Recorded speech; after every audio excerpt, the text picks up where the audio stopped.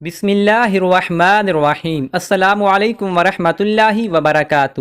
حضرت ابو ذر غفاری رضی اللہ عنہ سے روایت ہے کہ نبی کریم صلی اللہ علیہ وآلہ وسلم نے فرمایا، تین طرح کے لوگوں سے اللہ تعالی محبت، جبکہ باقی تین طرح کے لوگوں سے اللہ تعالی نفرت فرماتا ہے۔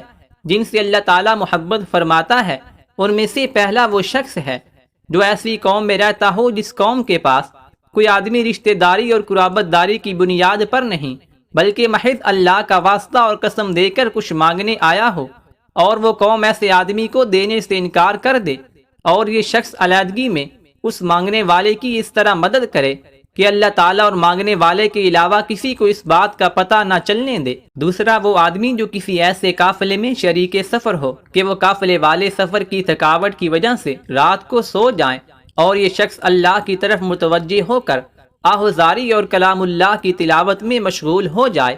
تیسرا وہ شخص ہے جو ایسے لشکر میں شامل ہو جس کو میدان جنگ میں شکست ہو گئی ہو، لیکن یہ شخص بھاگنے کی بجائے سینہ سپر ہو کر آگے بڑھے، یا تو قتل کر دیا جائے یا پھر فتح و نصرت اس کے قدم چوم لے۔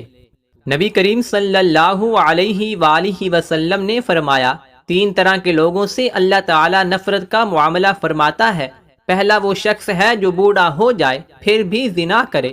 دوسرا وہ شخص جو فقیر اور تنگ دست ہو پھر بھی تکبر کرے، اور تیسرا وہ آدمی جو مالدار ہو لیکن دوسروں پر ظلم کرے۔